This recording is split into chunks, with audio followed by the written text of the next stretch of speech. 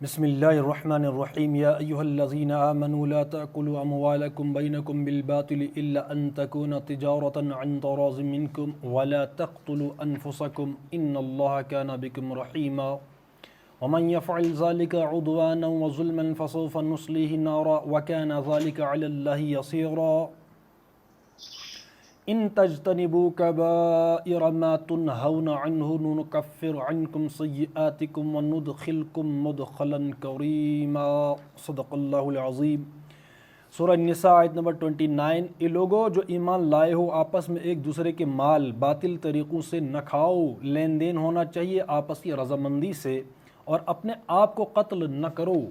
یقین مانو کہ اللہ تمہارے اوپر مہربان ہے۔ جو شخص ظلم و زیادتی کے ساتھ ایسا کرے گا اس کو ہم ضرور آگ میں جھونکیں گے، اور یہ اللہ کے لیے کوئی مشکل کام نہیں ہے۔ اگر تم ان بڑے بڑے گناہوں سے پرہیز کرتے رہو جن سے تمہیں منع کیا جا رہا ہے تو تمہاری چھوٹی موٹی برائیوں کو ہم تمہارے حساب سے ساقط کر دیں گے اور تم کو عزت کی جگہ داخل کریں گے۔ صدق اللہ العظیم۔ پہلی بات تو اس میں یہ ہے، ایمان والوں سے خطاب ہے کہ باطل طریقوں سے مال مت کھاؤ، لین دین ہونا چاہیے آپس کی رضامندی سے۔ تو یہ چیز جو ہے رہی ہے رزق کے بارے میں، مال کے بارے میں، کہ یوں سمجھ لے کہ یہ بہت بھاری پتھر ہے جس کو اٹھانے کی جرت کوئی نہیں کرتا، اور مال سمیٹنے کے لیے، پیسہ کمانے کے لیے، مطلب جو بھی ہے وہ مال ہی ہے نا، اس کے لیے بھی کچھ بھی اس وقت جو ہے وہ کر گزرتے ہیں ہم۔ بحثیت مجموعی جاب لینی ہے تو وہاں بھی جو ہے بیک ڈور انٹر ہی ہے، اور ہم خود کسی دوسرے کا نمبر ہے تو ہم نے پیسہ دے کر جو ہے خود جو ہے ان ہو گئے، وہ دوسرا بندہ آؤٹ ہو گیا، تو پوری جو ہے عمر بھر پورا چین چلے گئے، وہ حرام ہے۔ اب یہ قرآن کا چیپٹر ہے، یہ کوئی تشریح نہیں ہے کسی مولوی کی، کسی مفسر کی یا کسی اور کی۔ قرآن کہتا ہے کہ آپس میں ایک دوسرے کے مال باطل طریقوں سے نہ کھاؤ۔ تو مال جو بھی آئے گا، اس وقت جاب کی ہے وہ بھی سر فہرست ہے، وہاں ہم کیسے ان ہوتے ہیں وہ مسئلہ ہے۔ دوسرے جو کاروبار ہیں یا جو بھی ہے، اللہ کہتا ہے باطل طریقوں سے مال نہ کھاؤ، یہ ہونا چاہیے موضوع بحث۔ لین دین ہونا چاہیے آپس کی رضامندی سے، وہاں پہ دو نمبری ہے، چال بازیاں ہیں، کسی کو قائل کرنا ہے، کسی کو اپنا مطلب نکالنا ہے، وہاں فلسفی ہم جھاڑیں گے، ایسے ہی فلسفی ایسا قائل کریں گے جو بھی دوسرا بندہ ہوگا کہ پس پردہ کچھ ہوگا، اور ہم جو ہے چرب زبانی سے اس کو قائل کر کے مال ہڑپ کر لیتے ہیں، تو گویا رضامندی تو نہیں ہوئی نا، ہم نے راضی کر لیا، لیکن بعد میں پتہ چلتا ہے کہ بھائی ان کا تو مسئلہ کچھ اور تھا، مجھے دھوکہ دے دیا، دھوکے سے مجھے پھنسایا گیا اور میں نے پیسہ دے دیا، جو بھی ہے میں نے دستخط کر دیے، جو بھی تھا بعد میں پتہ چلا۔ اللہ کہتا ہے کہ نہیں، ایسا نہیں ہونا چاہیے، لین دین ہونا چاہیے آپس کی رضامندی سے، دو ٹوک، قولوا قولا سدیدا، ٹھیک ہے نا۔ تو بالکل جو بھی مسئلہ ہو، جو بھی مدعا ہو، سامنے والے سے کہہ دو کہ بھائی میرا مقصد یہ ہے، مدعا یہ ہے، اگر آپ راضی ہوں میں اس کی سمجھا سکتا ہوں، قائل کر سکتا ہوں، بہرحال بالکل سامنے ہے جو بھی ہے۔ اب یہ ہمارے جو بھی گفتگویں ہوتی ہیں، گفتگو ہوتی ہے، بحث ہوتی ہے، مناظرے ہوتے ہیں، جو بھی ہے سمجھا، افہام و تفہیم کا مسئلہ یہ ہونا چاہیے زیر بحث، جو قرآن ہمیں چیپٹر دیتا ہے، موضوع دیتا ہے۔ اب یہ ہمارے ہاں ہے، جو بھی بڑے بڑے جو بھی ہیں دعوے دار، کسٹوڈین، یا جو کلیم کرتے ہیں کہ ہم یہ کرتے ہیں، وہ کرتے ہیں، ہم دین کا کام کرتے ہیں وغیرہ وغیرہ، جو بھی تہجد نہیں چھوٹتا، داڑھی جو ہے وہ اس کا طول کم نہیں ہوتا، ٹوپی جو ہے وہ سر سے اترتی نہیں، ان کا بھی حال ہے۔ سودی کاروبار ہے، سود سے کون بچا ہے اس وقت، اور جو ہے وہ دو نمبریاں بالکل پیک پر ہیں۔ تو یہ ہونا چاہیے، یہ اب یہ شکلوں سے نہیں ہم پہچانتے کہ کون مومن ہے اور کون مومن نہیں ہے، شکلوں سے نہیں، یہ اوصاف ہیں کسی میں تو مومن ہے، وگرنہ قرآن کی روح سے اب آگے آئے گی کہ نہیں، ان کا ٹھکانہ کچھ اور ہے۔ اور اپنے آپ کو قتل نہ کرو، یہ فقرہ پچھلے فقرے کا تتمہ بھی ہو سکتا ہے اور خود ایک مستقل فقرہ بھی۔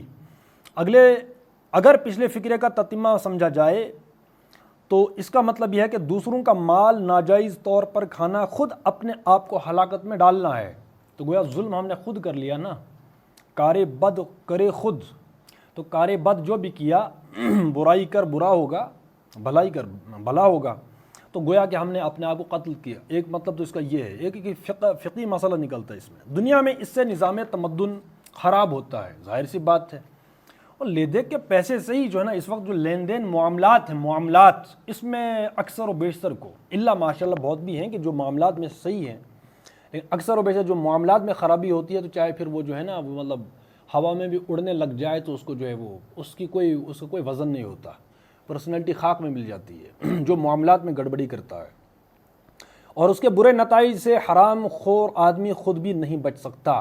برے نتائج ہیں تو اس پر بھی مرتب ہو کر رہتے ہیں۔ اب یہ ہماری پرسنالٹی، یہ قرآن ہمیں اوصاف سکھاتے ہیں کون سے اوصاف ہونے چاہیے کون سے نہیں ہونے چاہیے، یہ اس کی فکر ہونی چاہیے، ہمیں بحث اس پر ہونی چاہیے، یہ نہیں کہ مطلب جس کا شریعت کے ساتھ کوئی تعلق ہی نہ ہو ویسی وہ بحث شروع کر دیں، ٹھیک ہے نا، وہ نہیں۔ جو قرآن ہمیں موضوع دیتا ہے ان موضوعات کو ہم جو ہے وہ ڈسکس کا مرکز بنائیں، ٹھیک ہے، اور آخرت میں اس کی بدولت آدمی سخت سزا کا مستوجب بن جاتا ہے۔ اور اگر اسے مستقل فقرہ سمجھا جائے تو اس کے دو معنی ہیں، ایک یہ کہ ایک دوسرے کو قتل نہ کرو، دوسرے یہ کہ خودکشی نہ کرو۔ اللہ تعالیٰ نے الفاظ ایسے جامع استعمال کیے اور ترتیب کلام ایسی رکھی ہے کہ اس سے یہ تینوں مفہوم نکلتے ہیں اور تینوں حق ہیں، ٹھیک ہے۔ برائی خود کرو، مطلب جو قرآن حرام کی کیٹیگری دیتا ہے، اگر ہم نے حرام کو حلال کر لیا، جیسے سود ہے، انسانی حاکمیت ہے، نکاح وغیرہ مطلب جو نہیں کرتے وغیرہ، اس وقت تو چلن تو نہیں ہے نا، میں دو اور مطلب بالکل فہرست بتا رہا ہوں۔ زکوٰۃ ہے، کوئی چلن ہے جو زکوٰۃ کا سسٹم ہے، نکاح ہے جلدی کا سسٹم ہے، کوئی بالکل نہیں ہے، گرل فرینڈ بوائے فرینڈ عام ہے، دوسری شادی ہے، تیسری ہے، بالکل اس کا کوئی رواج چلن نہیں ہے۔ اسلام جو کچھ ہمیں بتاتا ہے اس کا چلن نہیں ہے، ٹھیک ہے نا۔ تو جب ہم اس کا چلن، پھر ظاہر سی بات ہے جہاں قرآن و حدیث نہیں چلے گی تو میری آپ کی چلے گی نا، تو وہی طاغوت ہے، ٹھیک ہے۔ تو گویا کہ ہم نے اپنے آپ کو خود قتل کر دیا، خود ظلم کر لیا، جہنم کے ہم جو ہے مطلب جہنم کے راستے کو ہم نے خود ہی صاف کر لیا۔ دوسرا یہ ہے کہ دوسروں کو قتل کرنا، ایک دوسرے کو قتل کرنا، اور تیسرا خودکشی بھی حرام ہے۔ اب یہ تینوں مفہوم جو ہے اس سے نکلتے ہیں۔ یقین مانو کہ اللہ تمہارے اوپر مہربان ہے، یعنی اللہ تعالیٰ تمہارا خیر خواہ ہے، تمہاری بھلائی چاہتا ہے، اور یہ اس کی مہربانی ہی ہے کہ وہ تم کو ایسے کاموں سے منع کر رہا ہے جن میں تمہاری اپنی بربادی ہے، تو مہربانی ہے نا۔ اب وہی ہم نے کوئی کام کرنا ہے تو ہم کسی ایکسپرٹ کو ڈھونڈتے کہ نہیں ڈھونڈتے، کیوں؟ ہم اپنی مہربانی چاہتے ہیں کہ بھئی یہ کام جو ہے وہ صحیح سلامت ہو وغیرہ وغیرہ۔ تو اللہ سے بڑھ کر کون مہربان ہو سکتا ہے کہ جو ہمیں صحیح جو ہے وہ ڈائریکشن کے ساتھ صحیح ڈائریکشن بتائے کہ تم نے یہ کام ایسے نہیں ایسے کرنا ہے، یہ کام یوں نہیں یوں ہونا چاہیے۔ ہوتا ہے نا، معمولی کام ہو تو ایکسپرٹ کو وہ کرتے ہیں کہ بھائی وہ نہیں وہ ماہر ہے اس کام کا۔ تو اللہ ہے، اللہ کہتا ہے یقین مانو کہ اللہ تمہارے اوپر مہربان ہے۔ اب وہی بھائی یہ کام کیوں نہیں، یہ تو ہے بٹ یہاں رسم و رواج ہے، یہاں معاشرہ ہے، یہاں یہ ہے، حالانکہ بھائی خیر وہاں خیر ہی ڈھونڈتے ہیں نا، ہم سکون امن ہی چاہتے ہیں نا، مطلب ترقی ہی چاہتے ہیں کہ میں صحیح رہوں، سلامت رہوں۔ تو سلامتی کس میں ہے؟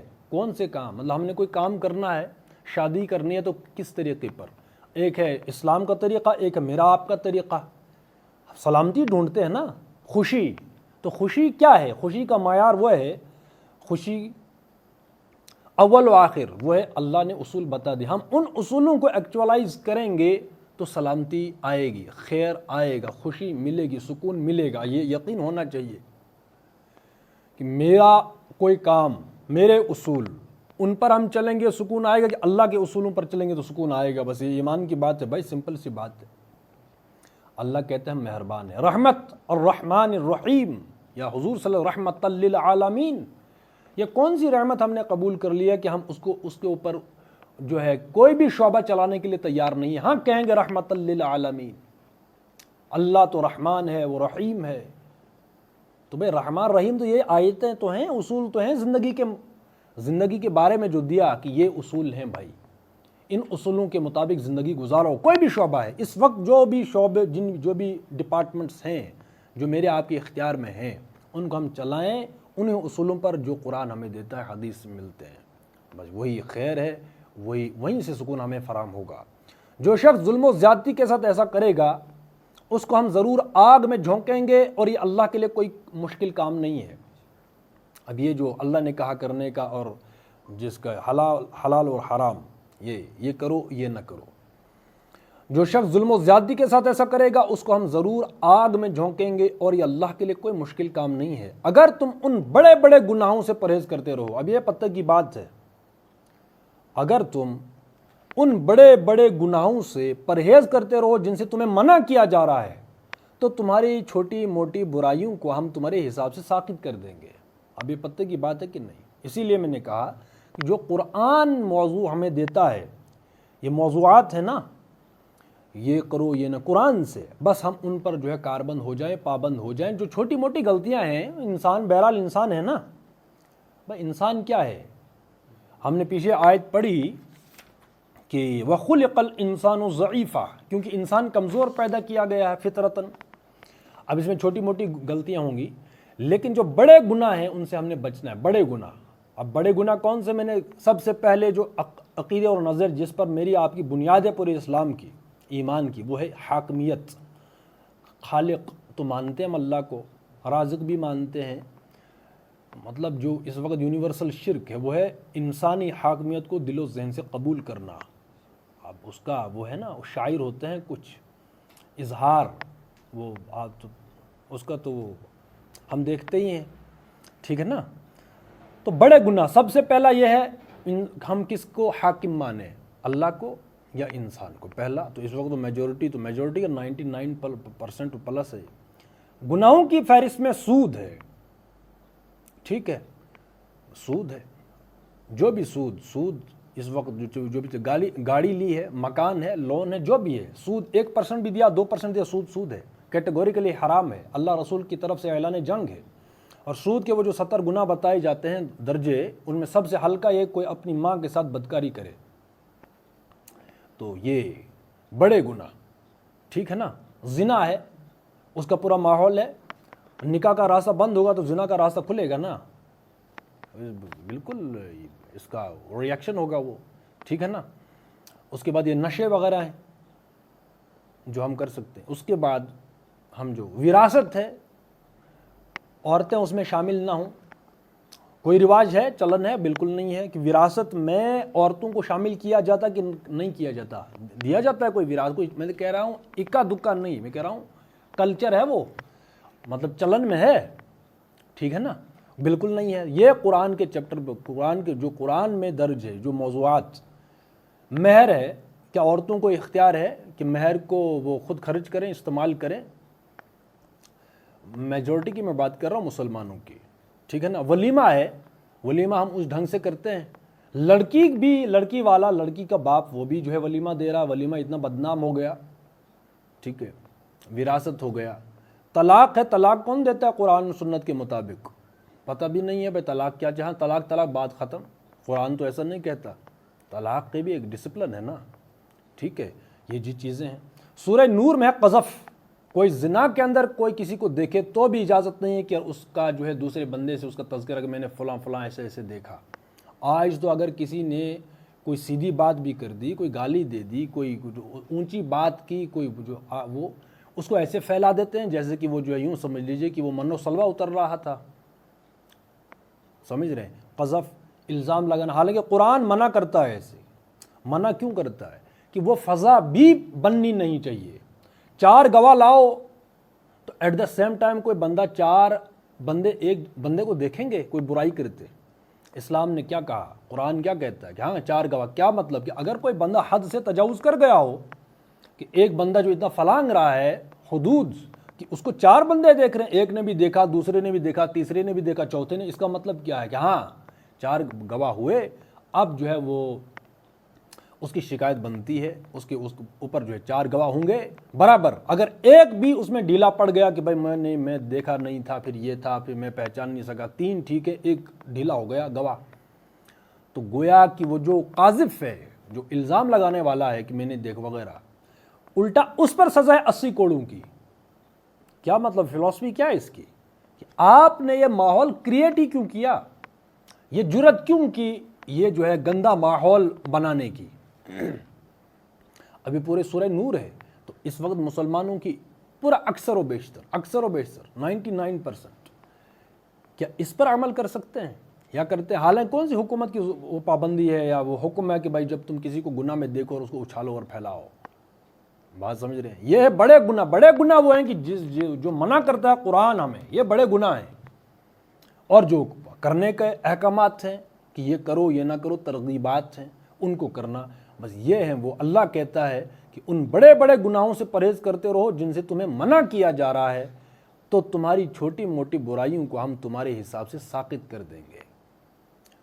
ایک بندے کو دوسرے بندے کے ساتھ کوئی ضد ہے، کوئی لڑائی ہے، کوئی جھگڑا ہے، اس کی کوئی چھوٹی جو ہے وہ غلطی ہاتھ آ جائے، پھر پوری بھڑاس نکال لیتے ہیں، یہ ہمارا میرا آپ کا ایمان۔ اور یہ کوئی عام بندے نہیں، بڑے تہجد والے اور بڑے جماعتوں کے ساتھ وابستگی وہ بھی ہوتی ہے، یہ نہیں، بولو پورا الزام ثابت کرنا ہے اس کو غلط کہ جیسے کہ تیسے۔ اب یہ ہے، حالانکہ معیار کیا ہونا چاہیے تھا؟ معیار کہ نہیں بھائی اصولی بات ہے، لڑائی بھی ہے وہ اصول کی لڑائی ہے، اس میں بھی ہم گھٹیا ہتھیار اور گھٹیا اس پر وہ اترنے نہیں چاہیے تھا۔ اگر واقعی ہم قرآن کے اصولوں پر جیتے، اگر پرسنالٹی بنائی ہوتی کہ نہیں یہ قرآن ہے، لڑائی ہو گئی، پھر کیا ہوا؟ وہ لڑائی ہے، لیکن ہم بھیجا الزامات تو نہ لگائے نا، ٹھیک ہے؟